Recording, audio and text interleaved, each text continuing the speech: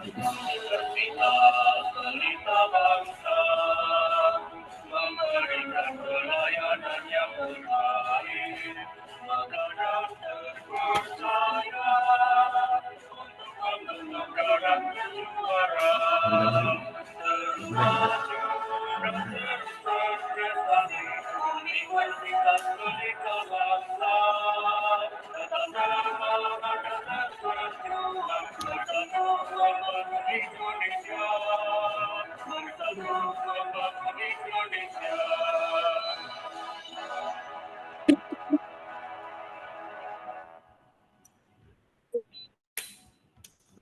Terima kasih kepada panitia lagu kebangsaan Indonesia Raya dan Mars Universitas Pelita Bangsa. Baru saja kita nyanyikan bersama-sama sebagai bentuk penghormatan dan semoga semangat kebangsaan terus menyertai langkah kita. Sebelum kita masuk ke sesi utama, mari kita dengarkan sambutan dari dosen Ibu Dr. Suryanti, SEMM pada malam hari ini. Kepada Ibu dosen, waktu dan layar kami persilahkan. Terima kasih atas kesempatannya.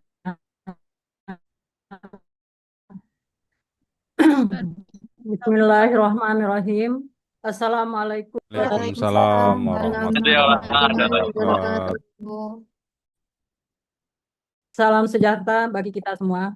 Selamat malam dan selamat datang. Saya haturkan kepada seluruh peserta webinar yang saya banggakan. Yang terhormat kepada para narasumber serta dosen-dosen pengampu. Puji syukur karena atas rahmat dan karunia-Nya kita semua dapat berkumpul secara virtual dalam acara webinar yang diselenggarakan pada hari Minggu 22 Juni ini dengan tema The Impact of Economic. Webinar ini merupakan kolaborasi dari beberapa kelas di program studi manajemen sebagai bentuk semangat bersama untuk memperluas wawasan dan menambah pemahaman tentang peran strategis. Melalui kegiatan ini, kita tidak hanya mendapatkan ilmu yang bermanfaat, tetapi juga sertifikat sebagai bukti partisipasi, serta kesempatan untuk memperluas relasi dan jaringan profesional yang kelak akan sangat berarti di dunia kerja.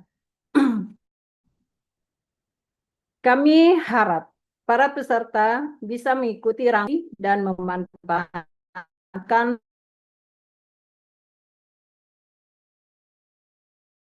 momen ini serta memperkaya perspektif dalam bidang ekonomi dan bisnis internasional. Akhir kata, saya haturkan terima kasih kepada seluruh panitia yang telah bekerja keras demi terselenggaranya acara ini, serta kepada narasumber yang bersedia berbagi ilmu dan pengalaman. Semoga acara ini berjalan lancar dan memberikan manfaat bagi kita semua. Billahi taufiq wal wabarakatuh. Waalaikumsalam warahmatullahi Wabarakatuh. Terima kasih banyak Ibu atas sambutannya. Nah, sekarang waktunya kita kenalan dengan dua narasumber kita yang luar biasa malam hari ini yang siap berbagi ilmu dan pengalaman. Yang pertama itu ada Bapak Sumian Nafitupulu. Beliau adalah seorang direktur, selain itu juga seorang project supervisor di salah satu perusahaan dan masih banyak pengalaman beliau di bidang controlling, ekspor dan impor serta logistik. Mari kita sapa dulu Bapak Sumiarna Pitupulu. Selamat malam Bapak. Selamat malam Ibu Selvia Kairudenisa. Selamat malam juga Ibu dosen pengampu, Ibu Dr. Suryani, dan teman-teman semua ya. Saya panggil teman-teman karena ini jangan-jangan ada yang lebih tua dari saya. Gitu loh, karena ini magister ya. Program magister. Oke. Selamat malam semuanya. Baik Bapak, terima kasih. Selanjutnya ada Bapak Triskamto SMM. Beliau merupakan trainer, motivator, dan praktisi di industri otomotif. Selamat malam Bapak. Selamat malam Mbak Selvi. dan selamat. Kita akan membahas Supir dan Bapak. jadi dua sisi penting Ini dalam Pak di perdagangan supaya global kamu serta ini jalan bagaimana pulang keduanya di Indonesia. Tapi untuk sesi yang sangat penting ini, kita akan ditemani oleh moderator cantik kita malam hari ini, yaitu Kak Wulan Nama. Selamat malam, Kakak. Ya, selamat malam Kak Silvi. Untuk memandu sesi inti ini, kita serahkan kepada Kak Wulan. Kami persilahkan. Baik, terima kasih untuk Kak Silvi yang sudah memandu acara pada hari ini. Semoga mudah-mudahan acara yang kita laksanakan pada hari ini bisa berjalan lancar sampai akhir sesi. Oke, baik, terima kasih atas kesempatannya. Assalamualaikum warahmatullahi wabarakatuh. Salam sejahtera, namo budaya, salam kebajikan. Bapak dan Ibu hadirin sekalian, senang sekali saya Wulan Purnamasari, moderator sesi pada hari ini, menyambut Anda semua. Bagaimana kabarnya teman-teman pada hari ini? Alhamdulillah. Alhamdulillah. Nggak ada yang jawab, baik-baik saja mungkin ya. Luar biasa. Oke, teman-teman, mari kita bersyukur di tengah segala aktivitas kita masih bisa diberikan kesempatan, rezeki, dan kesempatan-kesempatan baik untuk terus meningkatkan diri dan berproduktivitas. Sebelum saya mulai, kita sapa narasumber kita pada malam hari ini. Selamat malam, Bapak Sumirna Pitapulu. Selamat malam, Bu Ulan. Oke, baik, sudah hadir ya. Untuk pembicara kita yang kedua ada Bapak Triskamto. Apakah sudah hadir, Bapak? Sudah hadir Mbak Wulan. Ya, baik, terima kasih, Pak. Acara hari ini adalah rangkaian dari webinar mata kuliah, sebuah acara hasil kolaborasi program studi manajemen Universitas Pelita Bangsa. Nah, materi yang akan dibahas pada malam hari ini topiknya adalah mengenai the impact of export-import on the international economy. Yang dimana di sini kita akan membahas mengenai tentang ekspor dan impor. Ekspor dan impor ini pasti memiliki dampak yang signifikan terhadap perekonomian internasional, terutama di negara kita sendiri. Dan pastinya ekspor akan meningkatkan pendapatan negara karena masuknya devisa dari luar negeri kepada negara kita. Nah, hal ini dapat mendorong pertumbuhan ekonomi nasional dan impor memungkinkan negara untuk memperoleh barang yang tidak diproduksi secara efisien di dalam negeri kita. Nah, teman-teman, di sini kita akan membahas apa saja dampak-dampak ekspor dan impor dalam ekonomi internasional yang akan dibahas bersama narasumber-narasumber kami pada malam hari ini yang sangat luar biasa. Di sini telah hadir dua narasumber, yaitu ada beliau adalah seorang lulusan dari Universitas Syahid yang berada di Jakarta. Beliau berprofesi sebagai direktur atau branch manager di sebuah perusahaan PT Global Transnusa atau Global Namora Indonesia di Surabaya. Hadirin sekalian, ini pemateri kita yang pertama, yaitu ada Mr. Sumirna Pitapulu yang sudah hadir bersama kami, dan narasumber kita yang kedua, beliau lulusan Universitas Bayangkara, Magister Manajemen, yaitu Mr. Triskamto, STMN. Beliau bekerja di PT Suzuki Indonesia Mobil. Nah, baiklah teman-teman, kita sudah hadir bersama pembicara-pembicara kita yang sangat isi pertama.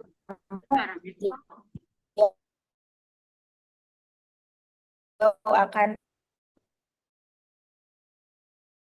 menyampaikan materinya selama untuk mempersingkat waktu, siapkan fokus Anda. Kita sambut pembicara kita yang luar biasa pada malam hari ini. Yang pertama yaitu ada Bapak Sumirna Pitapulu. Baiklah teman-teman, kita akan mendengarkan materi dari Bapak Sumirna Pitapulu. Untuk beliau Selamat dipersilakan. malam rekan-rekan semua, teman-teman, Bapak Triskamto yang juga Halo. mungkin teman seprofesi ya saya bilang, juga Ibu Wulan, semuanya rekan-rekan di sini, saya mengucapkan Assalamualaikum warahmatullahi wabarakatuh. Selamat malam buat semuanya. Jadi mungkin saya panggil rekan-rekan aja ya, karena semua di sini adalah namanya kita bilang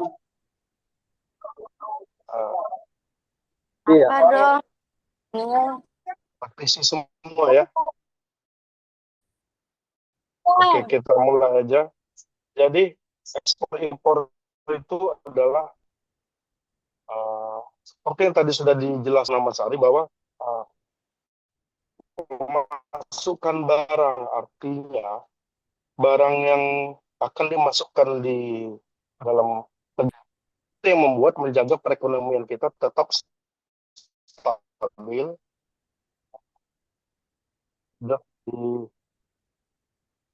di dalam persaingan ekonomi di dunia. Bentar ya, saya mau share uh, share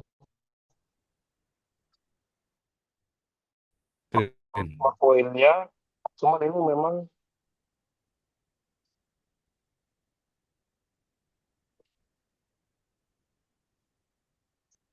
bentar ya.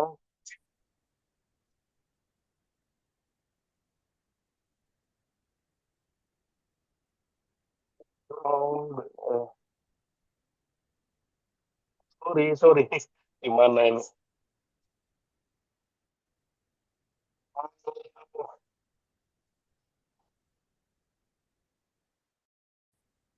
Masuk nggak nih? Teman-teman sudah masuk nggak? Saat ini Belum Pak. Belum ya?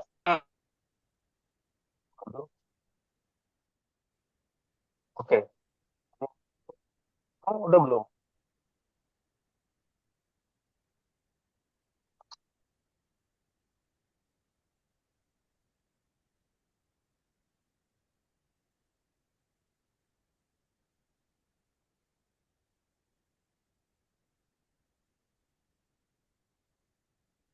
Oke, kita bacakan aja ya. Ini saya agak kesulitan mungkin nih apa opsinya atau enggak. Ya, apa jadi intinya eh ekspor itu adalah pemasukan dan bentar,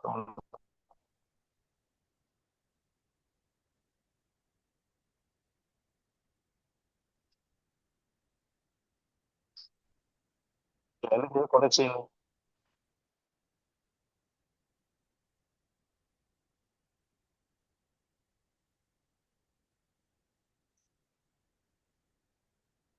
Barang dari atau ke wilayah Pabean, daerah Pabean. Jadi kenapa disebut daerah Pabean? Jadi yang memasuki wilayah Indonesia itu disebut impor, yang keluar dari wilayah Indonesia itu disebut ekspor, itu disebut daerah Pabean. Nah, daerah Pabean Indonesia ini lucu. Jadi kita mempunyai beberapa tipe daerah Pabean. Ada yang tipenya sifatnya seperti dari Jakarta, kita ngirim ke Batam, itu adalah keluar daerah Pabean. Jadi Batam itu bukan termasuk wilayah Indonesia untuk kegiatan dalam hal pengiriman barang. Jadi hati-hati teman-teman kalau ada yang mengirimkan barang atau menerima barang dari Batam itu akan kesulitan, gitu. Karena Batam itu bukan termasuk wilayah Pabean.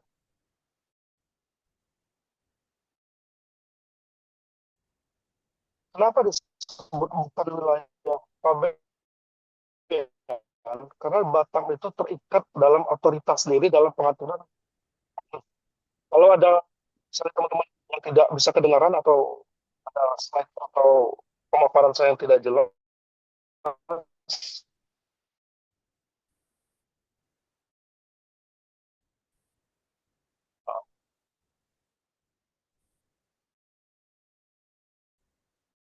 aja ya.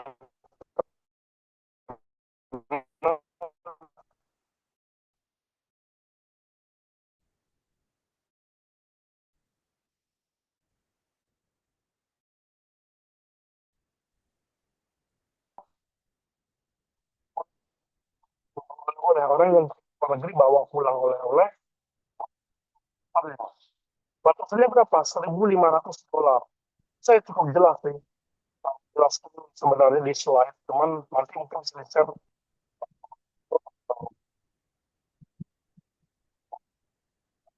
bangsa kepada rekan-rekan yang mengikuti mata kuliah ini. Jadi yang diberikan barang pembeli penumpang sampai dengan nilai pabean 500 USD itu diberikan pembebasan biaya masuk. Jadi pajak itu ada 3 tipe. Pajak itu ada 3 tipe. Jadi jangan bingung, kok udah dikasih pembebasan masih kena pajak. Ayo, nanti ada di akhir cerita dari sesi saya yang bisa menjawab. Saya mengulangi lagi kuliah saya, akan saya berikan reward. Jadi harus disimak baik-baik. Akan diberikan reward buat teman-teman yang bisa menjawab. Memang nggak besar, tapi berupa uang. Gitu. Ya lumayan buat. Jadi pembebasan pajak itu ada 3. Pertama duty tax, biaya masuk. Yang kedua adalah PPN. Yang ketiga adalah PPN dalam bahasa Inggris kita sebut PIT. Yang ketiga adalah PPH, disebut income tax. Nah, yang kita dapat pembebasan adalah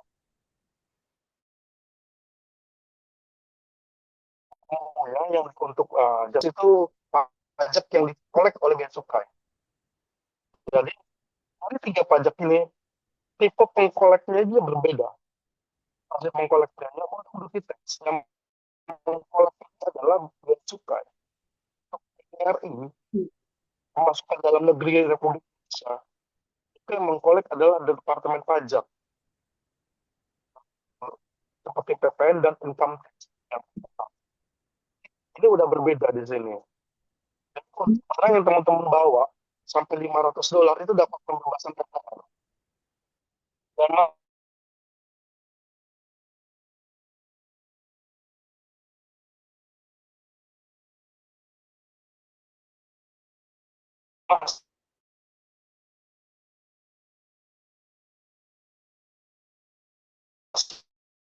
boleh lagi dibawa sampai $1.500. Tapi 50 teman-teman tidak secara besar yang membuat dibatasi. Ini yang agak memberatkan negara untuk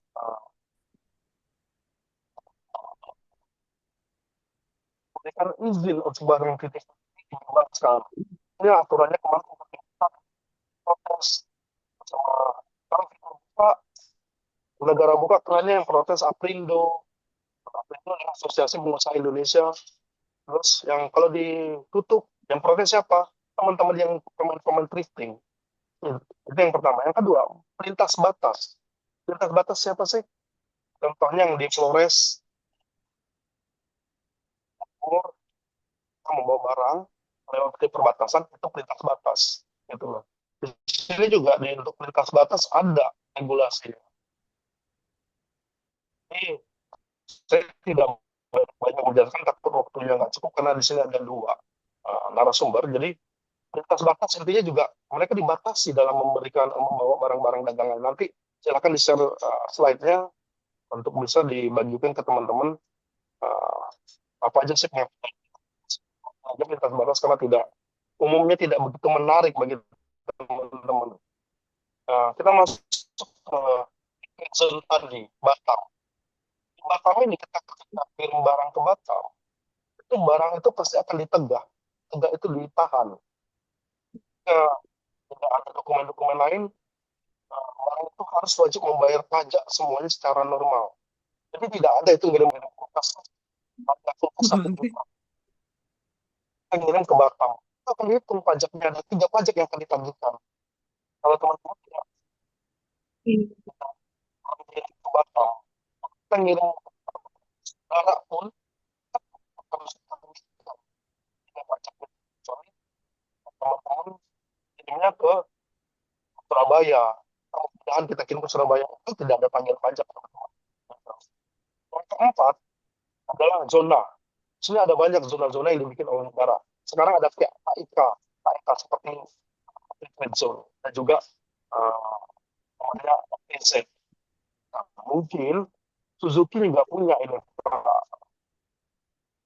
kantor punya juga kawasan berikat di tempat ya. Karena kalau saya bisa mengeneralisir dan saya narasumber ini adalah sebagai importir. Dia karena berdiri di sisi dari Suzuki. Sebagai importir bisa jadi ekspor, bukan sebagai PPJK. Jadi PPJK ada lagi ini terlalu panjang ya. Untuk PPJK sih tidak bahas, kita bicara dengan ekspor dan impor. Nah, kalau bukan barang raw material seperti baju itu berubah kainnya tok, kainnya di bahasa seperti Indonesia tidak bayar pajak teman-teman. Dan ketika dia dikeluarkan, diolah menjadi baju, baru dikeluarkan itu menjadi barang jadi menjadi baju, dari kain dirubah menjadi baju, itu baru dibayar pajaknya, baru dilunaskan pajaknya. Itu juga jika dijual ke Indonesia. Sama dengan barang bapak-bapak kalau beli barang pameran dari luar negeri, itu bapak akan lapor ke bea cukai. Ada cornernya sendiri mereka untuk membuat bapak harus bayar. Tapi ketika barang itu tidak laku, dipamerkan, kembalikan ke negara asal, itu tidak bayar. Si penyelenggara pameran ini tidak bayar. Oke. Lanjut ke terakhir, impor normal. Nah, itu perusahaan yang ini mau melakukan impor dan ekspor, itu barang masuk, dia harus bayar pajak semuanya di depan. Oke, kita lanjut ke slide berikutnya. Tadi keuntungan-keuntungan sudah jelaskan ya.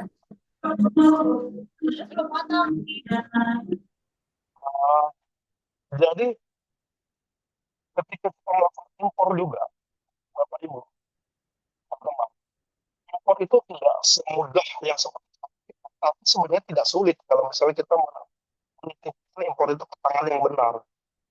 Impor itu mempunyai dulu 3 jalur, sekarang ada 2 jalur, namanya green sama red line. Kenapa harus ada 2 jalur ini? Gitu loh. Karena sekali lagi, kita kuliahnya ini untuk impact dari ekspor impor terhadap perekonomian Indonesia. Jadi kalau misalnya ada perusahaan baru bikin PT langsung impor barang, tidak akan langsung apa aja sih, gitu loh. Biasanya kalau aturan dulu itu 6 bulan, tapi sekarang ini agak berubah. 3 kali 4 kali impor dia bisa berubah jadi hijau. Dulu 6 bulan mau impor tiap hari pun dia tetap akan merah. Tujuannya apa? Barangnya akan dicek tuh, keluarkan dicek barangnya ini apa aja gitu, melanggar aturan atau tidak. Kalau kita masuk lebih dalam lagi, ini aturannya banyak sekali Bapak Ibu. Jadi kalau memang teman-teman mau melakukan impor itu ke dalam wilayah Indonesia, ada batasan-batasannya. Jaga teman-teman kita, pengusaha-pengusaha seperti tekstil tidak terganggu. Makanya waktu itu ada bea cukai melakukan sweeping di Tanah Abang kita dengar. Tujuannya itu agar thrifting itu tidak terjadi. Karena yang mendirikan perusahaan ekspor impor seperti Suzuki, mereka mengurus dokumen resmi, melakukan impor resmi, dibantai habis dengan pemain-pemain thrifting ini. Pajak tidak bayar, sementara karyawan tidak terlalu banyak untuk melakukan produksi. Gitu. Dan akhirnya mereka akan mati. Sementara kita berharap lagi nih ya, kebijakan ini tidak terjadi pemutusan tenaga kerja.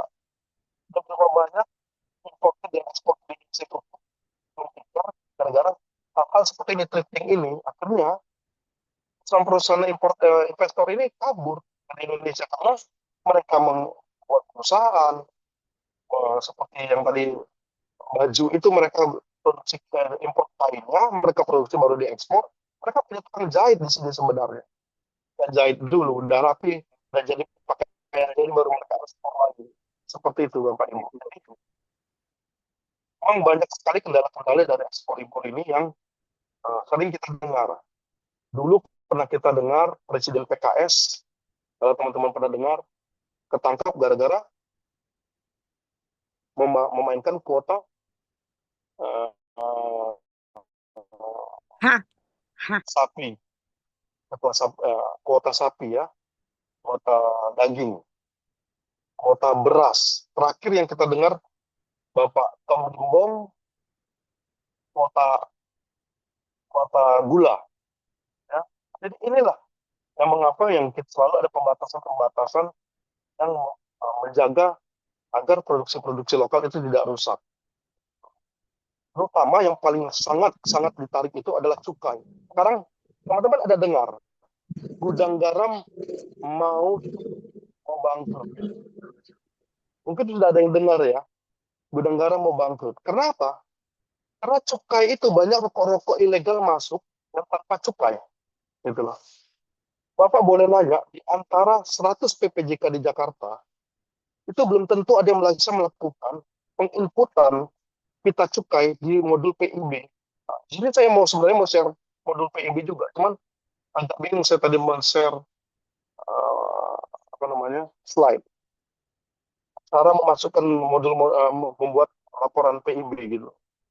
Banyak teman-teman itu yang tidak bisa melakukan impor cukai karena cukai itu sangat bermasalah gitu loh.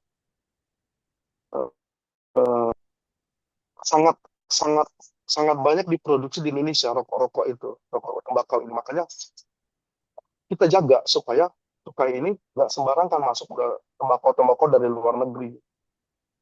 Bapak Ibu. Jadi kurang lebih seperti itu. Saya rasa dari penjelasan saya ini agak ngompat karena saya nggak bisa transfer dari slide saya. Nah ini sudah di slide teman-teman ya.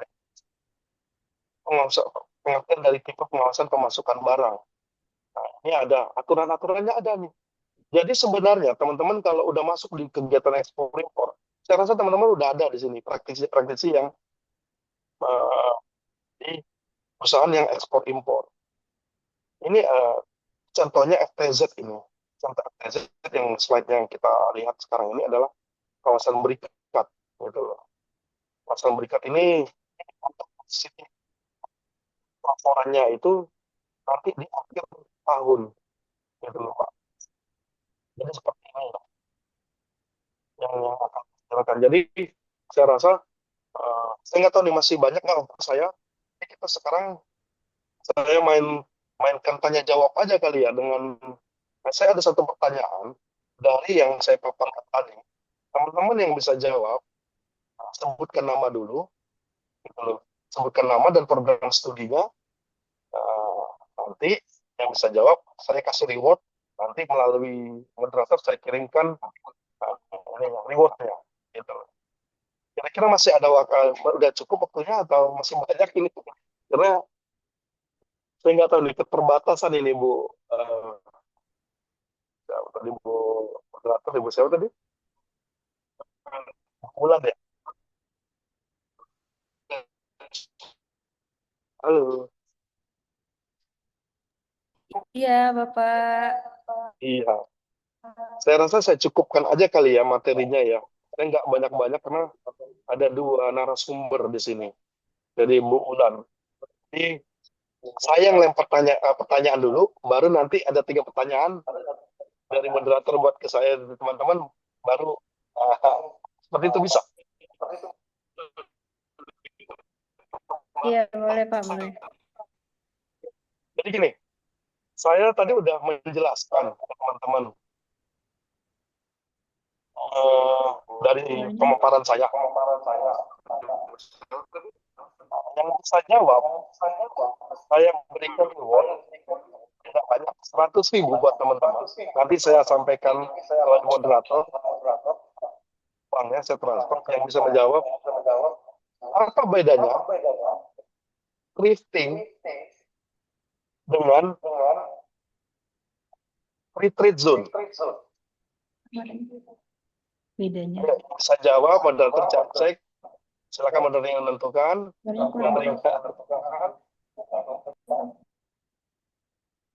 membedakan thrifting dengan free trade zone.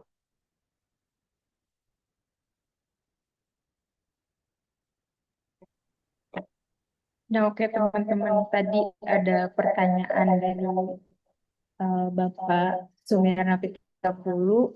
Buat teman-teman yang ingin menjawab, nanti akan mendapat door prize dari panitia. Ya.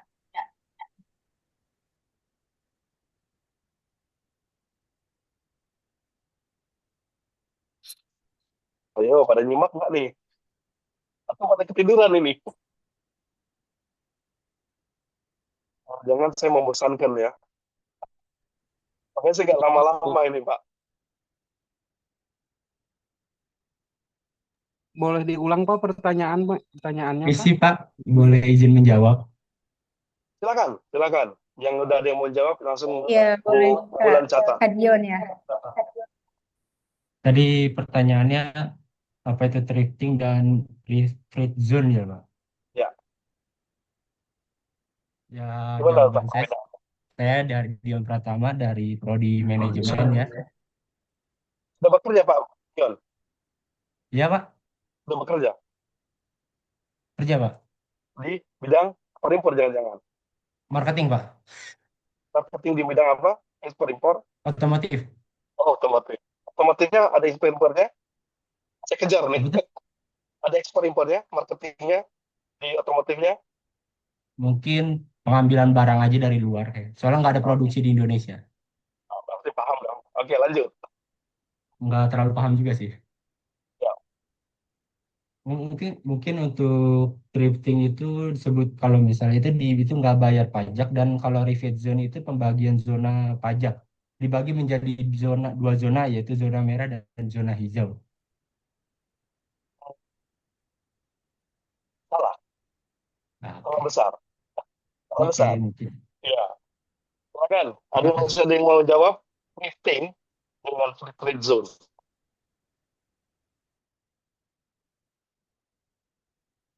Di Google ada itu. Free trade zone dan thrifting.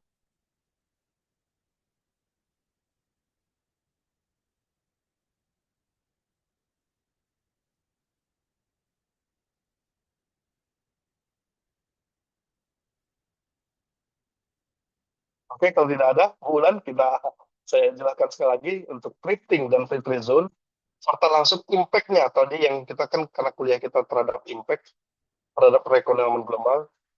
Thrifting tadi adalah orang yang membawa dari luar negeri membawa jinjingan. Itu dapat pembebasan, tapi tidak 100% Mas Dion. Dia dapat pembebasan, cuma jika barangnya misalnya nih, Bapak bawa handphone iPhone, nilainya Bapak beli di sana itu $13.000. Misalnya, itu Bapak cuma dapat pembebasan 500 saja. Sisanya, 12.500 Bapak harus bayar pajak. Gitu. Bapak cuma dapat pembebasan 500. Sementara untuk free trade zone, Indonesia ke Batam, kita harus bayar pajak full. Kecuali dari free trade zone itu saya jelaskan ada segitiga emas. Nanti nggak saya jelaskan. Malaysia, Indonesia, dan Singapura. Kalau masing-masing negara yang saling mengimpor, itu baru bebas mereka. Tapi kalau dari Indonesia, dari Jakarta ke Batam, itu kita bayar full. Itu. Oke ya, teman-teman. Jadi dampaknya terhadap perekonomian ketika barang dari Singapura masuk ke Batam, itu murah, orang pernah dengar, itu benar 100%. Tapi kalau sampai lo jebol ke Jakarta, bisa dibayangkan berapa efeknya terhadap perekonomian Indonesia. Seperti itu. Dan juga tadi barang jinjingannya di handphone, orang pura-pura beli 5, masukin ke kantong kiri kanan, dibuka segelnya, ketahuan sama bea cukai. Gitu. Oke, itu aja dari saya kira-kira. Selamat malam buat teman-teman semua. Jika ada salah-salah kata, mohon maaf. Wabillahi taufiq wal hidayah. Mohon maaf lagi. Selamat malam. Waalaikumsalam warahmatullahi wabarakatuh.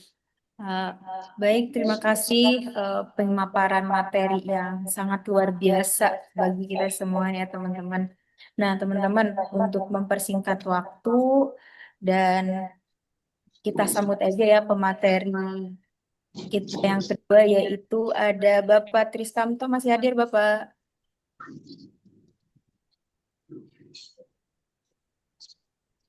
Halo, Pak Triskamto. Masih hadir, Mbak. Oke, sudah hadir ya, Pak ya. Nah, teman-teman, sekarang kita akan mendengarkan materi yang kedua, yaitu ada narasumber kita yang kedua, ada Bapak Triskamto. Waktu dan tempat saya persilakan. Baik, eh, terima kasih Mbak Wulan selaku moderator. Wabarakatuh. Waalaikumsalam Oke, warahmatullahi wabarakatuh. selamat malam Bapak Ibu semua, rekan-rekan, mahasiswa dan mahasiswi, dan khususnya salam hormat buat Ibu dosen pengampu pada malam hari ini. Alhamdulillah, puji syukur kita panjatkan kepada Allah Subhanahu wa taala dan salawat kepada Muhammad alaihi wasallam. Allahumma shalli ala sayyidina Muhammad wa alaihi wasallam. Bapak Ibu dan rekan-rekan semua, jadi tadi sudah disampaikan oleh Pak Mihar Nabi Tupulu ya, jadi sangat luar biasa ya, di mana beliau menyampaikan secara detail terkait dengan apa sih ekspor impor gitu kan. Kemudian dari beberapa regulasi, aturan-aturan yang terkait dengan ekspor impor tersebut. Nah, kemudian di sini saya akan menyampaikan terkait dengan tema pada malam hari ini, yaitu apa sih dampaknya atau impact terhadap ekonomi internasional terhadap aktivitas ekspor itu sendiri ya. Jadi kira-kira eh sorry.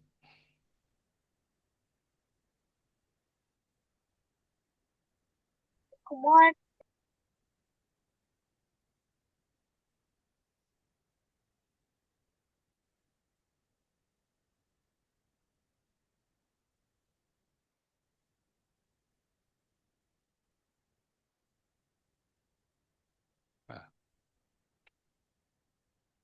jadi ternyata ada beberapa dampak dari aktivitas dilakukan itu terhadap ekonomi global atau ekonomi internasional. Yang pertama adalah dampak pertama dari adanya pertumbuhan ekonomi. Karena dengan adanya aktivitas transaksional itu tentunya akan membuka atau memperluas dari pasar dan bisa jadi tiap masing-masing produk. Kemudian yang kedua itu juga ada dampak terhadap dan ekspor impor. Itu tentunya bisa menciptakan lapangan-lapangan kerja yang baru. Karena apa? Aktivitas ekspor impor itu akan melibatkan berbagai sektor. Tidak hanya serta-merta dari pengiriman barang saja, tapi tentunya akan melibatkan salah satu adalah dari sisi produsen atau si pembuat barang.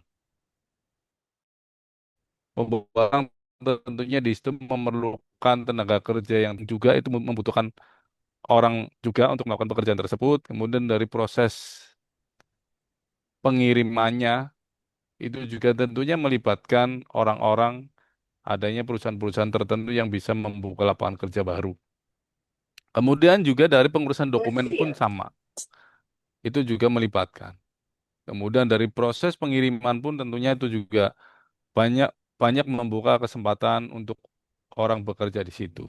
Jadi ternyata efek dari kegiatan ekspor impor itu sangat luas untuk membuat lapangan-lapangan kerja yang baru yang ada saat ini. Kemudian juga yang ketiga adalah memiliki daya saing. Tentunya dengan adanya ekspor impor, satu sama lain satu dengan negara yang lain itu mereka akan berkompetisi untuk menciptakan suatu produk dengan kualitas yang bagus. Dan mereka terus akan berinovasi dengan produk barunya supaya mudah bisa diterima pasar, baik di dalam negeri maupun di negara-negara tujuan tertentu. Kemudian di berikutnya juga akan menentukan bisa surplus atau defisit dari sistem perekonomian di suatu negara. Dengan adanya sistem perdagangan yang ada di dalam aktivitas ekspor impor itu sendiri, tentunya semakin banyak ekspor yang bisa dilakukan, tentunya akan mendatangkan keuntungan-keuntungan buat negara itu sendiri, sehingga bisa menentukan surplus dari kegiatan ekspor impor di negara tersebut.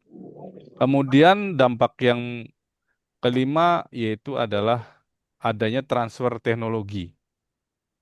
Kita tahu sekarang teknologi sangat cepat. Jadi dulu ya tentunya ketika kita mau impor kadang-kadang kita tidak bisa melihat secara real time mana barang yang kita kirimkan udah di posisi mana. Ya, tentunya dengan adanya kegiatan ekspor impor ini dengan teknologi yang saat ini sudah sangat canggih, kita bisa monitoring. Kita bisa dengan mudah tahu posisi mana barang kita yang saat ini sedang kirim dan kita bisa seberapa lama apakah ada delay atau tidak terhadap barang yang kita kirim tentunya dengan memanfaatkan teknologi yang saat ini sudah ada. Kemudian kita coba akan sharingkan contoh kasus pada sebuah perusahaan otomotif yang ada di Indonesia, di mana secara umum di Indonesia itu perusahaan otomotif yang secara global dari Jepang itu sangat banyak sekali yang ada di Indonesia. Di mana tentunya perusahaan tersebut sudah memiliki termasuk di Indonesia. Dan tentunya mereka salah satunya sudah memiliki anak perusahaan di Indonesia. Nah, apa sih dampaknya dalam kegiatan ekspor impor ini ya? Yang pertama, kita bisa lihat bahwa aktivitas yang pertama dari sisi impor ya. Jadi suatu perusahaan otomotif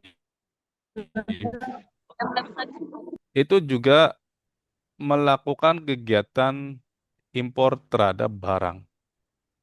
Contoh perusahaan yang ada di Indonesia, mereka melakukan impor terhadap apa? Terhadap komponen-komponen otomotif yang ada di negara asalnya, yaitu di Jepang atau bahkan di beberapa negara yang lain, baik India, Cina, Thailand maupun yang lain untuk dibawa ke Indonesia untuk dirakit kembali menjadi satu kesatuan kendaraan mobil atau bahkan mengimpor dari unit mobil itu sendiri.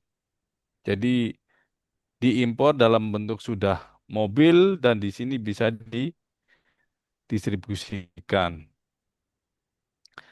Selain itu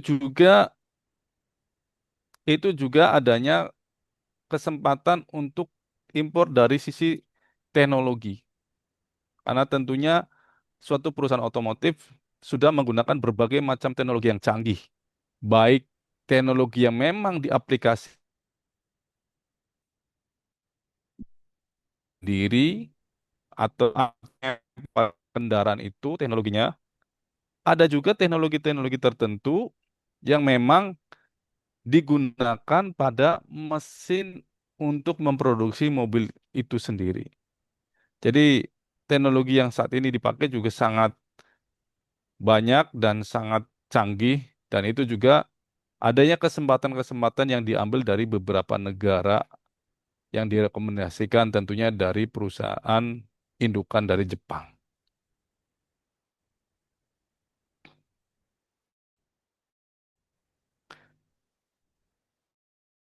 Kemudian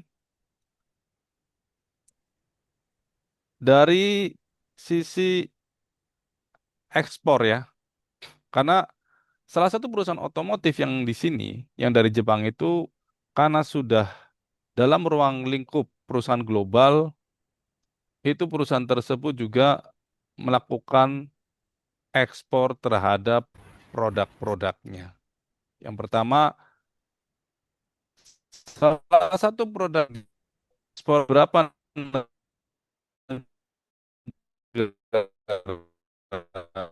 bahkan lebih dari puluhan mobil itu sendiri. Ya, jadi beberapa produk-produk yang diproduksi di sini atau di Indonesia itu juga dilakukan ekspor terhadap negara-negara tujuan, baik di Asia, Timur Tengah, Amerika, bahkan Eropa.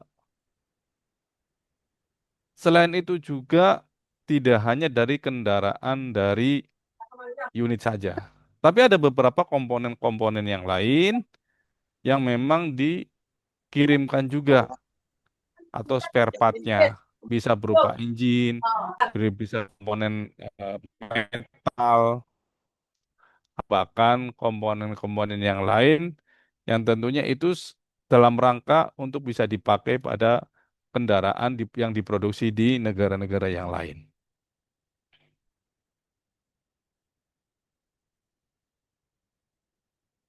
Nah, kemudian kalau kita lihat secara korelasi bahwa adanya dampak terhadap ekonomi global pada sebuah perusahaan otomotif itu tentunya yang pertama akan berdampak pada yang namanya perdagangan global.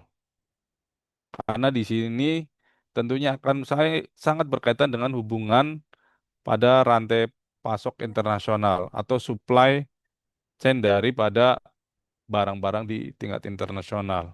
Kemudian dampak yang kedua adalah itu mendapatkan atau mendatangkan devisa bagi negara. Karena apa? Karena di sini ada yang namanya ekspor. Itu yang secara kita ketahui bahwa ekspor itu akan mendatangkan devisa buat negara. Yang berikutnya adalah dapat menyerap tenaga kerja lokal. Dengan adanya kegiatan ini, itu tentunya salah satunya kita di Indonesia banyak perusahaan-perusahaan dari luar, ya dari Jepang contohnya yang dibangun di Indonesia dan di situ tidak sedikit menyerap tenaga kerja. Itu bisa ribuan bahkan puluhan ribu tenaga kerja yang bisa diserap. Jadi salah satu contoh misalnya dalam sebuah perusahaan ATPM, jadi sebuah perusahaan pemegang merek ya dari asal Jepang itu tentunya dalam satu perusahaan itu akan membuka lapangan kerja bisa ribuan bahkan puluhan ribu. Belum juga dari si supplier-suppliernya atau vendor-vendornya juga mereka membuka lapangan kerja juga yang ada di Indonesia. Artinya apa? Jika dihubung-hubungkan atau dijumlahkan dari saling kegiatan tersebut, itu bisa ratusan ribu tenaga kerja yang bisa diserap dalam satu aktivitas kegiatan produksi itu. Nah, kemudian juga di sini akan meningkatkan hubungan diplomatik ya. Karena tentunya kegiatan ekonomi di tingkat internasional ini pastinya akan meningkatkan kerjasama yang erat antar negara tujuan. Dan di sini juga memang secara dampak ekonomi cukup bagus dengan adanya kegiatan ekspor impor ini.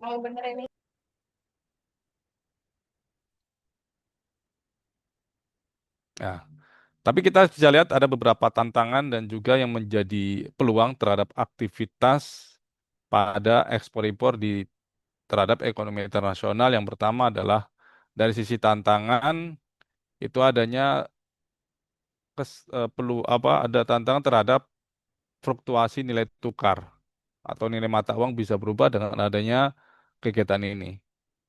Kemudian juga bisa ada potensi tantangan yang berikutnya adalah jadi efek dari krisis global. ekspor impor ini ternyata bisa berpengaruh besar ketika ada krisis global. Tapi di sini ada peluang yang lain, itu adanya disertifikasi pasar ekspor, karena kesempatan kita juga meningkatkan produk-produk lokal yang kita bisa kirimkan ke beberapa negara-negara tujuan. Nah, kemudian kita bisa simpulkan bahwa dengan adanya kegiatan ekspor impor ini terhadap ekonomi internasional, yang pertama adalah bahwa ekspor impor ini adalah salah satu strategis untuk pertumbuhan ekonomi internasional. Karena dengan melakukan kegiatan ekspor impor ini ternyata ekonomi internasional bisa tumbuh dan bisa berkembang untuk negara-negara yang berkaitan. Kemudian kita bisa lihat ternyata dari aktivitas yang dilakukan oleh salah satu perusahaan produsen otomotif asal Jepang tersebut itu menunjukkan dampak yang luas terhadap perdagangan global. Karena itu bisa melibatkan tidak hanya puluhan tapi ratusan perusahaan-perusahaan yang berkaitan. Baik perusahaan-perusahaan sebagai supplier yang mengurusi kegiatan ekspor impornya, kemudian mengurusi distribusinya, mengurusi produk-produknya sebagai supplier, itu ternyata sangat luar biasa dampaknya terhadap ekonomi global yang ada saat ini. Jadi kita bisa katakan bahwa perdagangan global itu bukan hanya untuk menang sendiri. Jadi tidak untuk menentukan siapa yang menang dan siapa yang kalah, tapi adalah bagaimana ekonomi global itu bisa tumbuh bersama untuk bisa sama-sama menguntungkan sehingga semua tumbuh dan semua mendapatkan keuntungan dari kegiatan ekspor impor dalam sisi ekonomi internasional ini. Mungkin sekian dari saya yang bisa disampaikan. Terima kasih. Saya akhiri, wabillahi taufiq wal hidayah. Assalamualaikum warahmatullahi wabarakatuh. Waalaikumsalam warahmatullahi Warahmatullahi wabarakatuh.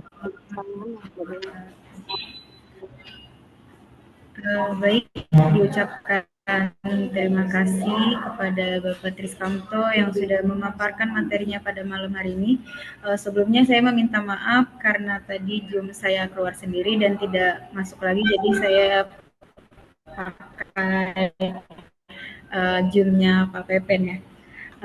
Baik teman-teman, dapat kita simpulkan dari diskusi pada malam hari ini yaitu ekspor dan impor itu keduanya saling berkaitan yang memiliki dampak langsung terhadap neraca perdagangan suatu negara.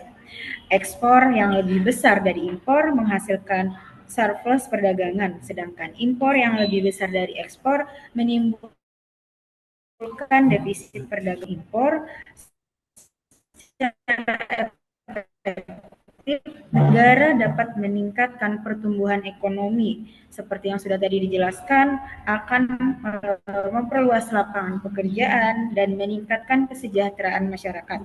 Namun pula diperlukannya kebijakan perdagangan tersebut dirasakan secara merata tanpa merugikan sektor dalam negeri manapun. Nah, baik teman-teman, kita sudah mendengarkan materi yang sudah dipaparkan oleh kedua narasumber kita pada malam hari ini. Untuk mempersingkat waktu, berikutnya yaitu ada sesi ketiga. Saya akan membuka kesempatan untuk audiens yang ingin bertanya. Bagian pertama saya membuka kesempatan diberikan kepada 3 orang penanya terlebih dahulu. Untuk yang ingin bertanya dipersilakan.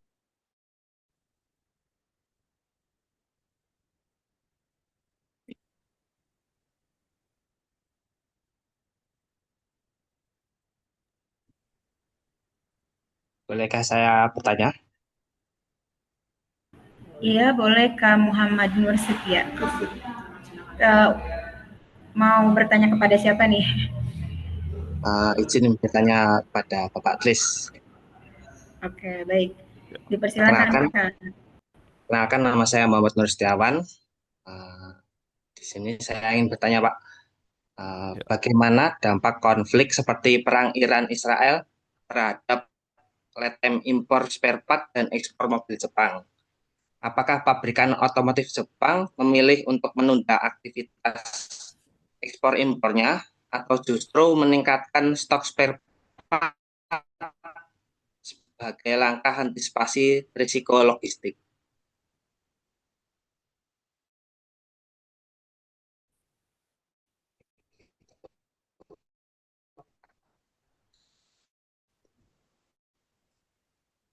Terima kasih. Baik, terima kasih Muhammad Nur Setiawan ya atas pertanyaannya. Jadi terkait dengan kondisi yang saat ini ya, jadi antara konflik Iran dengan Israel, yang mana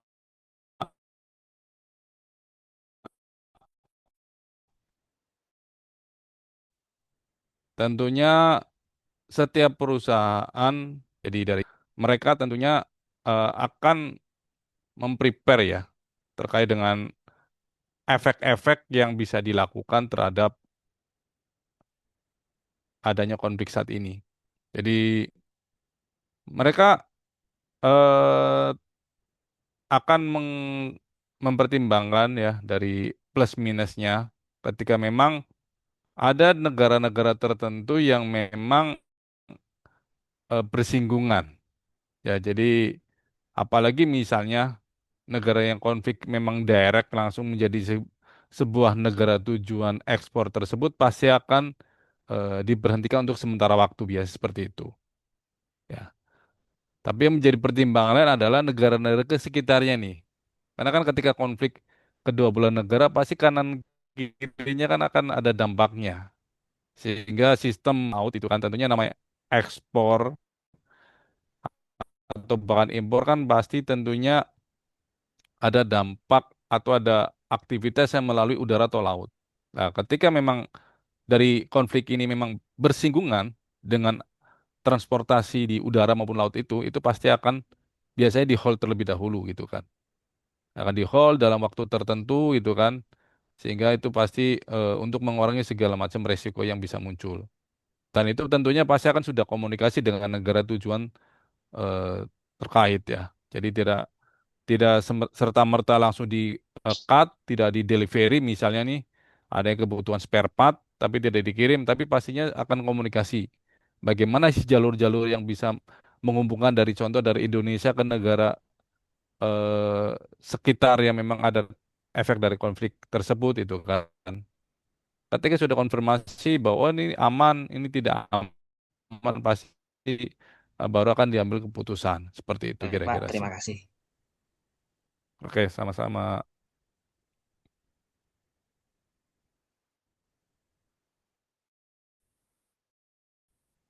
Oke, baik. Yang ingin bertanya lagi dua orang lagi ya teman-teman. Boleh Mbak? Tadi Bertanya. udah ada Kak Muhammad Nur. Izin bertanya. Boleh ada. Oh. Oke, baik Kak Ervin Wijaya. Oh, Mau bertanya kepada siapa dulu nih? Ke Bapak Mihar. Oke.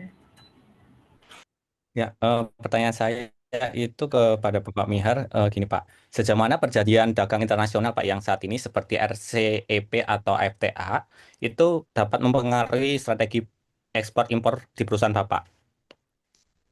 Oke. Oke, saya jelaskan dulu ya. Saya ini bidangnya itu di PPJK dan Perwading. Jadi kalau kita itu RCEP itu sangat mempengaruhi kita sebagai forwarder PPJK. Karena gini, RCEP dan TA atau istilahnya pembebasan pajak itu jadikan stimulus bagi orang Indonesia atau importer Indonesia yang bahan bakunya tidak ada di Indonesia. Banyak seperti yang paling banyak sekarang itu saya nggak tahu ya. Contohnya besi baja. Padahal kita punya Krakatau Steel ya Pak.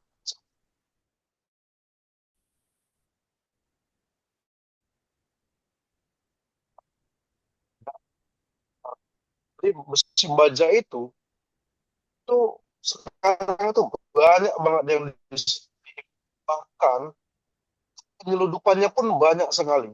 0%, nol ya kita bilang nol.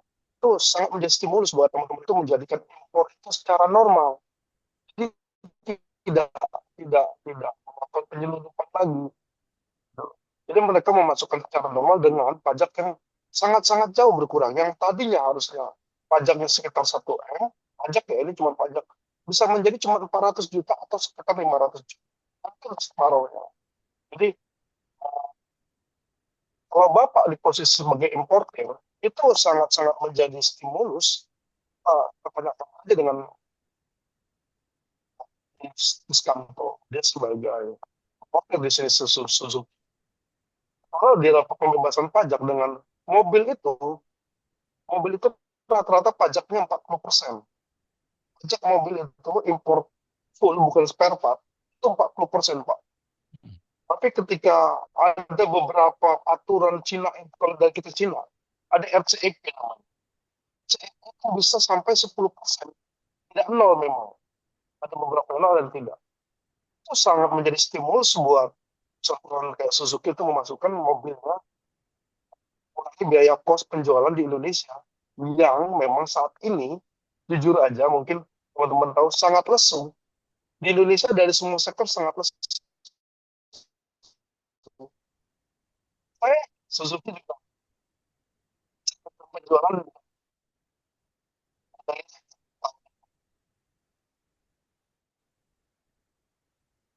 karena banyak negara-negara kayak negara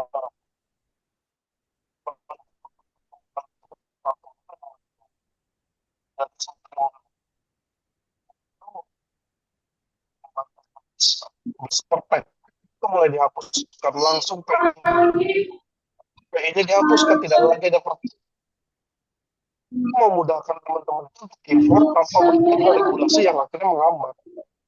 Di sisi lain, kita bisa dari produsen-produsen yang lain. Ya, kita tekan itu aja lah. Kita mau kita cuman memang kan yang Bapak tanyakan tadi sangat menjadi stimulus buat teman-teman memasukkan barang di Indonesia karena ada pembebasan pajak tadi. Jadi memang benar tadi kata Bapak. Fungsi dari CEP adalah untuk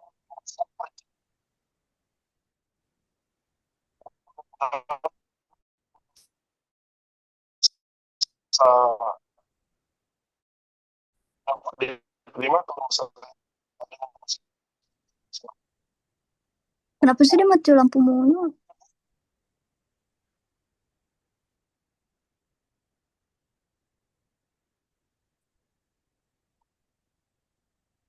jadi keluar lagi dan jadi mungkin.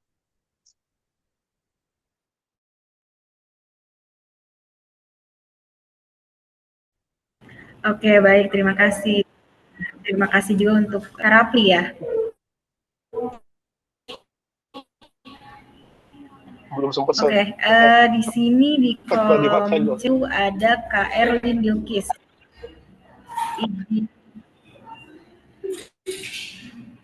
Kak Erlin izin bertanya kepada Bapak Triskamto. Apakah W2O memiliki peran dalam proses ekspor impor antara negara yang melakukan kerjasama ekspor dan impor tersebut? Bapak Triskamto, mohon jawab.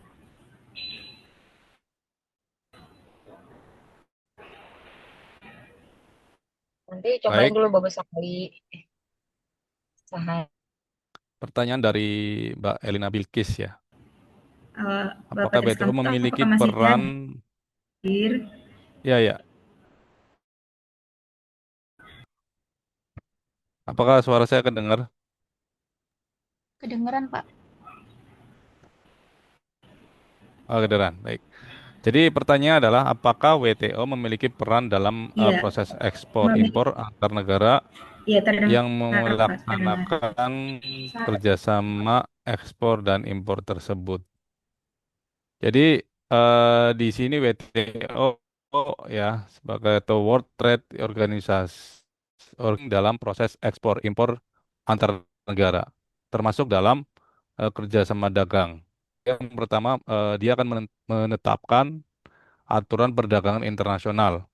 Jadi jangan kebijakan terkait dengan ekspor impor, kemudian sistem perdagangan yang adil ya. Jadi ini juga terbuka sama lain, dan yang kedua juga perannya bisa mendorong penghapusan hambatan dagang. Jadi itu penurunan, contohnya misalnya penurunan tarif, kuota, dan hambatan-hambatan yang lain itu kan. Dan juga di satu sisi yang berikutnya adalah bisa menyelesaikan eh,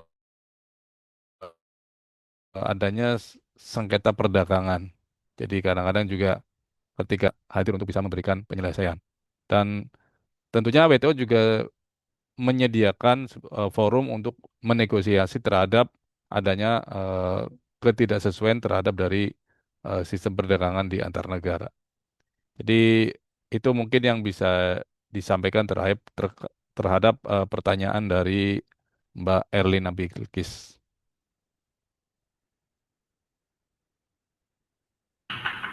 Oke, baik. Terima kasih Bapak Triskamto atas pemaparannya.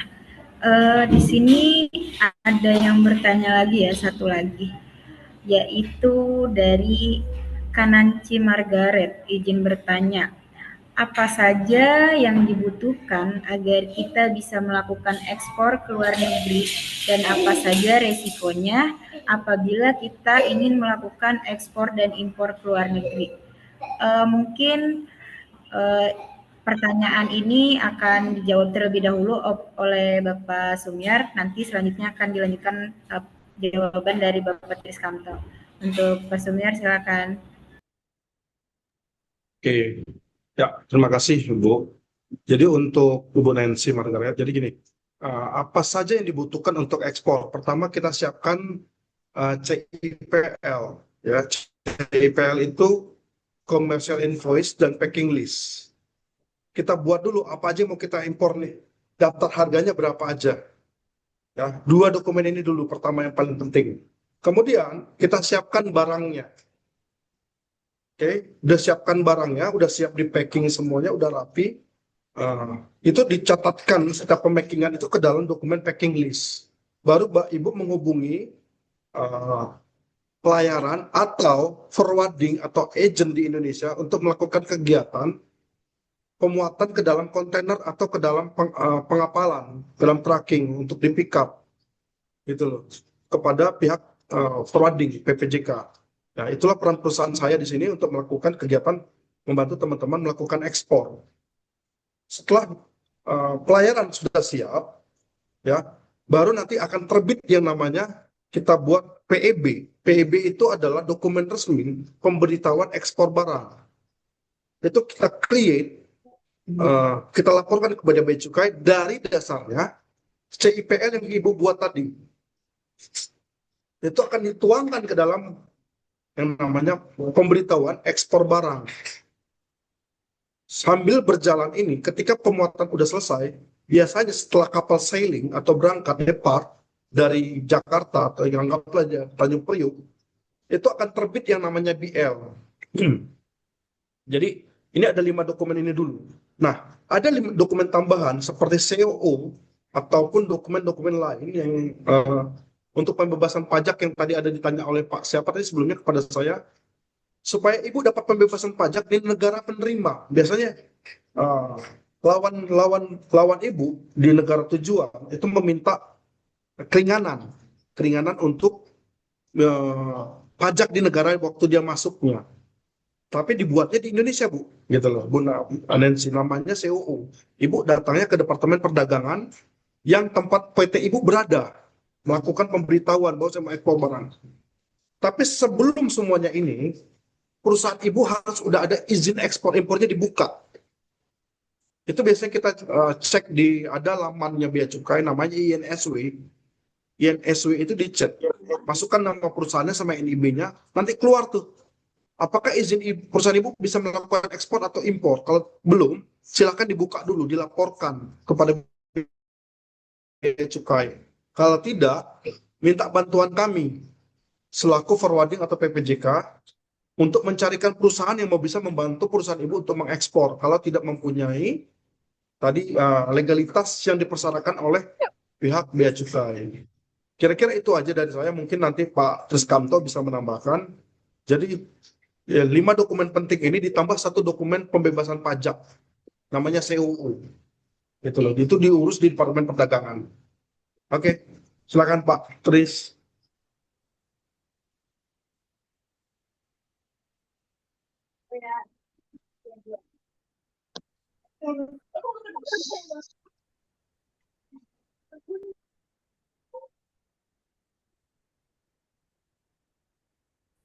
Pak Triskamto. Ya, ya. Oh Baik, ya. mungkin saya nambahkan sedikit ya. Dari tadi sudah dijelaskan secara detail oleh Pak Mihar. Jadi tentunya yang mungkin perlu diperhatikan dari sisi resiko juga ya. Tadi Mbak Margaret juga menanyakan terkait dengan resiko. Jadi ini juga menjadi perhatian juga nih. Jadi karena suatu kegiatan itu dilaksanakan dengan jarak jauh ya antara satu negara dan negara yang lain, yang mana satu negara dan negara lain itu kan punya regulasi yang berbeda-beda. Beda halnya ketika kita transaksi di dalam negara kita sendiri, yang mana kita tentunya udah pasti tahu lah pajaknya berapa dan segala macam. Nah, ini yang harus dipahami. Nah, di mana resiko-resiko yang mungkin perlu diperhatikan dari sisi pembayaran. Itu juga harus dikelirkan terlebih dahulu dengan negara tujuan atau tempat tujuan yang mana kita akan lakukan ekspor dan impor. Kemudian dari adanya regulasi-regulasi yang ada atau aturan-aturan atau kebijakan yang ada di negara-negara tersebut. Kemudian dari juga risiko yang perlu dipertimbangkan dari sisi logistik nih. Karena mengingat jaraknya jauh dan tentunya dengan kegiatan ekspor impor ini ke negara-negara tertentu itu pasti kita bisa memilih nih mau lewat jalur darat atau jalur udara. Ini juga kita harus benar-benar memastikan nih logistiknya seperti apa sih yang minim resiko kita jadi harus menjadi pertimbangan. Nah, itu juga yang akan berdampak. Kemudian dari resiko terhadap si produk itu sendiri. Nah, karena mengingat transaksinya lumayan jarak jauh itu dan kita tentunya juga tidak bisa melihat secara langsung, mungkin hanya melalui foto atau video, itu juga kadang-kadang terkait dengan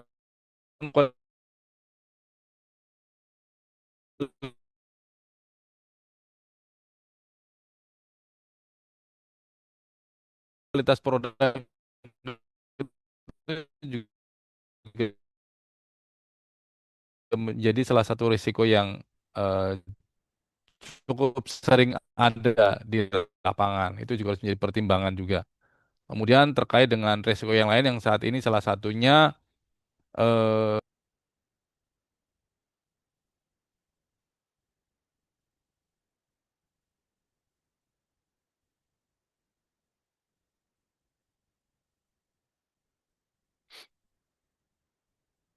Mohon maaf karena terkendala jaringan, Pak ya. Mungkin pertanyaan dari masing-masing narasumber untuk satu pertanyaan kepada para peserta webinar. Dimulai dari Bapak Sugeng Dapetu. Silakan. Gimana Bu Sylvia? Mohon maaf, diulangi. Oh, mungkin karena mungkin Bapak udah tadi pertanyaan dari Bapak untuk peserta udah ya tadi pada sesi pertama. Silakan kepada Bapak Triskamto pertanyaan untuk peserta webinar. baik, mungkin dari saya ada satu pertanyaan yang tadi sudah saya sampaikan ya terkait dampak ekspor impor terhadap ekonomi internasional. Salah satunya adalah terbukanya lapangan pekerjaan. Kira-kira kenapa sih kok ada dampaknya terhadap terbukanya lapangan pekerjaan itu? Ada yang bisa jelaskan?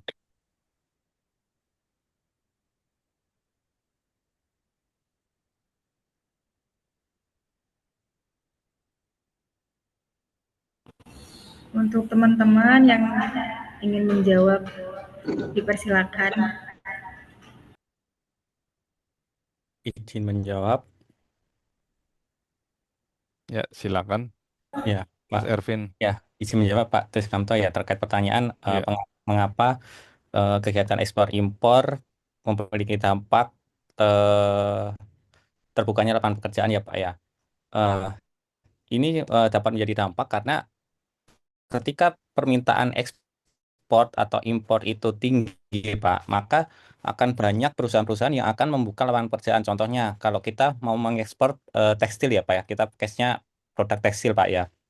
Jadi, ketika kita akan melakukan ekspor atau permintaan ekspor itu lebih tinggi, maka produksi tekstil di negara kita otomatis akan semakin tinggi, di mana indikator produksinya tinggi dipengaruhi oleh jumlah pekerja tentunya. Kecuali ada beberapa manufaktur yang udah melakukan upgrade mesin ya untuk di era penambahan mesin. Teman kan beberapa perusahaan di Indonesia masih semi otomatis ya Pak, dan mengandalkan beberapa banyak pengerja. Jadi alasannya kenapa kegiatan ekspor impor itu dapat meningkatkan lapangan pekerjaan karena semakin tinggi permintaan akan semakin tinggi juga kebutuhan tenaga kerja yang diperlukan oleh beberapa manufaktur atau UMKM. Oke. Jadi mungkin ada yang kurang ya. Jadi mungkin saya tambahkan sedikit ya. Jadi saya review lagi. Betul. Yang pertama memang dari sisi itu kan dari sisi produksinya ya. Tapi ternyata tidak hanya cuma dari sisi produksi, tapi dari sisi yang lain juga kan ada nih. Karena tidak hanya cuma produksi, pasti dengan produksi banyak, pasti salah satunya butuh orang banyak untuk mengerjakan. Nah, kemudian untuk distribusi kan perlu orang ya, perlu tenaga, itu pasti membuka lapangan pekerjaan baru gitu kan. Karena contoh misalnya 1.000 unit atau 1.000 dalam kasus misalnya tekstil, misalnya butuh 1.000 roll misalnya. Nah, sekarang ternyata kebutuhannya sampai 3.000 roll. Nah, itu juga kan tentunya dari jumlah orang yang mendistribusikan kan pasti beda kan dari tim trackingnya, kemudian yang ngurus dokumen juga akan sama, pasti akan nambah dan otomatis itu juga akan berdampak dari sisi yang lain. Itu kira-kira sih. Jadi ternyata bukan hanya ada efek dari peningkatan jumlah tenaga kerjanya. Mungkin itu.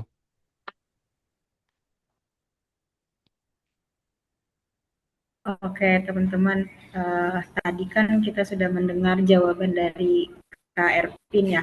Berhubung tadi Kak Ervin sudah bertanya dan sudah menjawab lagi, kita memberikan kesempatan pada teman-teman yang ingin menjawab pertanyaan dari Pak Triskamto.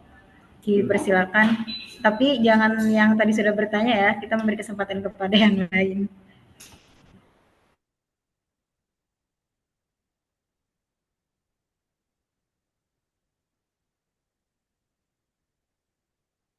Kita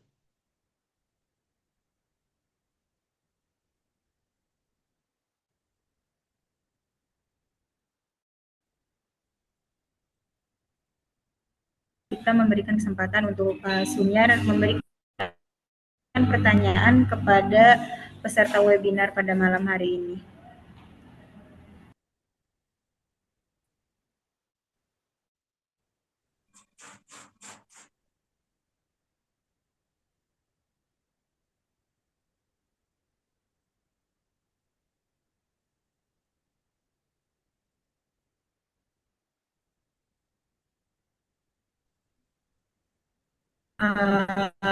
Untuk Bapak Sunyar, apakah ada pertanyaan yang ingin ditanyakan kepada peserta webinar pada malam hari ini? Saya rasa tidak ada, Bu. Saya rasa teman-teman udah pada paham kayaknya ini. Sepertinya seperti itu. Cuman memang tadi ada satu pertanyaan kayaknya sepertinya kita terlewat ini. Ada pertanyaan dari Pak Ervin ya tadi ya. Ervin di sini apa siapa? Mengenai CIF, FOB, Ega Irawan. Ini Bapak, apa Ibu? Ada pertanyaan terlewat itu kayak Tapi ya, kita balikin ke moderator. Dari saya sih tidak ada pertanyaan. Mudah-mudahan nanti bisa digali-gali Xbox dan FOB dan CIF ini. Baik, Bapak. Terima kasih. Oke, teman-teman, kita sudah materi yang sudah dipaparkan oleh narasumber sangat luar biasa sekali pemateri kita pada malam hari ini. Dan akhirnya kita telah selesai pada beberapa sesi webinar kita pada malam hari ini. Terima kasih, apresiasi setinggi-tingginya untuk pembicara kita yang telah berbagi ilmu. Saya juga mengapresiasi kepada seluruh audiens, panitia, dan dosen-dosen yang telah hadir dan menyimak dengan antusias. Sebelum saya tutup, saya persilakan kepada pembicara untuk memberikan closing statement 1 menit saja. Dipersilakan untuk Bapak Sumiar terlebih dahulu.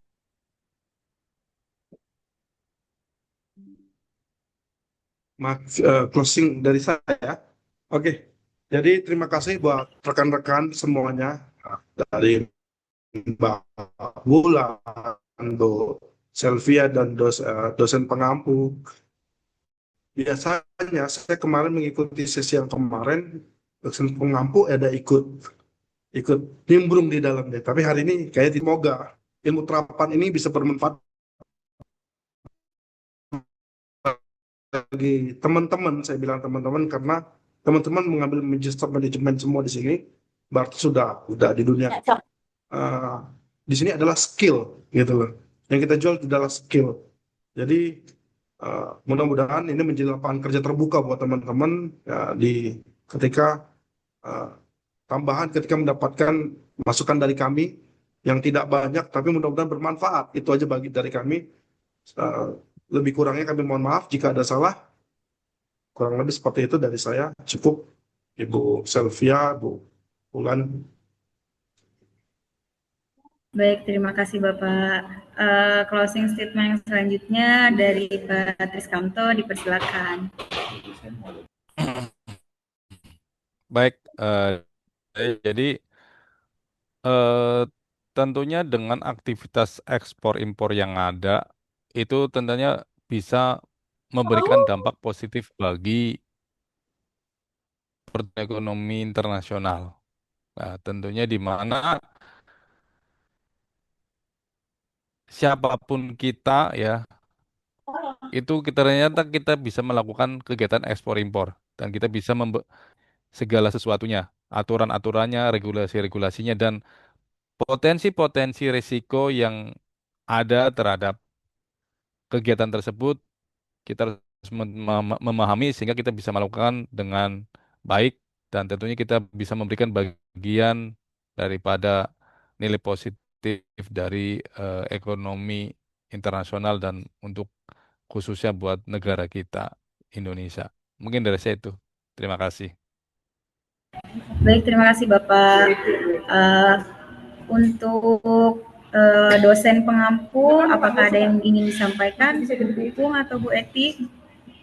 Dipersilakan.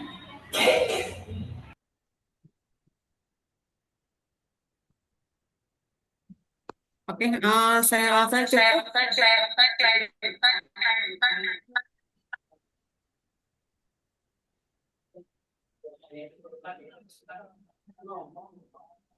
ini apa namanya? Baik Ibu, terima kasih. Oke teman-teman, para audiens sekalian, saya Wulan Purnamasari selaku moderator pada sesi diskusi malam hari ini pamit undur diri. Terima kasih atas perhatiannya. Untuk sesi selanjutnya saya kembalikan kepada moderator. Terima kasih kepada Kak Wulan yang telah memandu jalannya sesi diskusi dengan sangat baik dan membuat diskusi berjalan dengan lancar dan interaktif. Kami ucapkan terima kasih kepada dosen dan tak lupa juga kepada para narasumber kita atas materi yang sangat inspiratif dan penuh wawasan yang telah disampaikan pada malam hari ini. Semoga apa yang telah dibagikan dapat menjadi ilmu yang bermanfaat dan memberikan dampak positif bagi seluruh peserta webinar.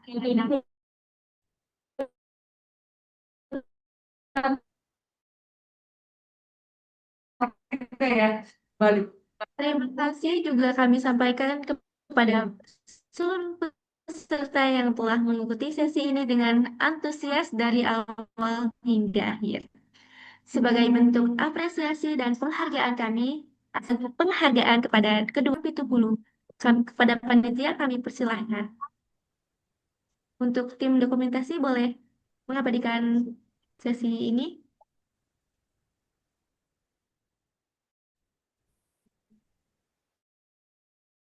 Oke, 1, 2, 3. Selanjutnya untuk Bapak Triskamto STMM.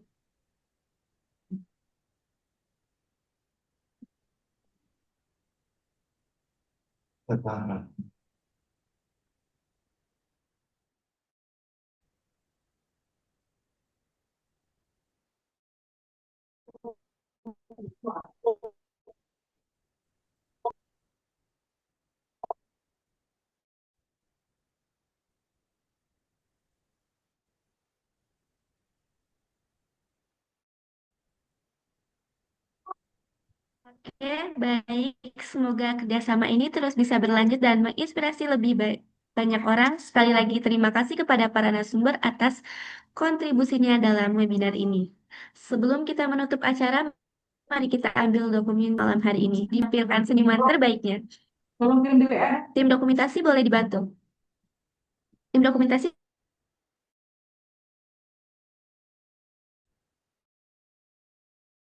akan mengambil beberapa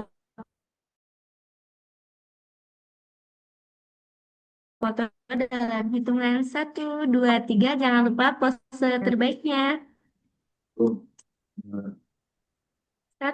2, 3, cheese. 1, 2, 3, cheese. Next. 1, 2, 3, 3. 1, 2, 3. Pose lagi 1, 2, 3. 2, 3. 1, 2, 3. Baik, hadirin yang berbahagia, tak terasa kita telah sampai di penghujung acara webinar malam hari ini.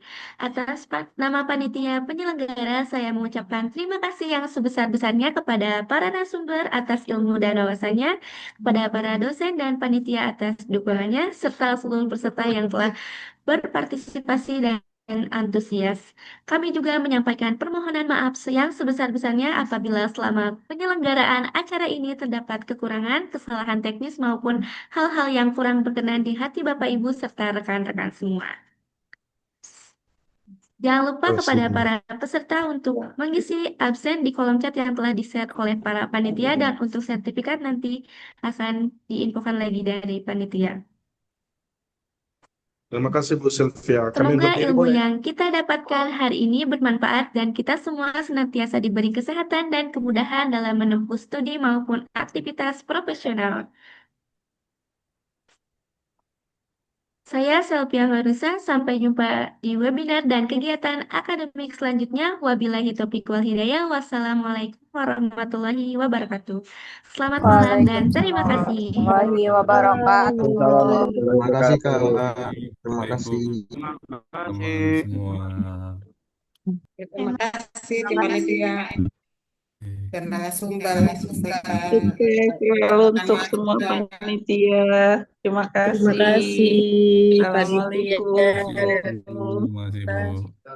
Assalamualaikum. Waalaikumsalam. Semuanya. Sampai jumpa. Terima kasih.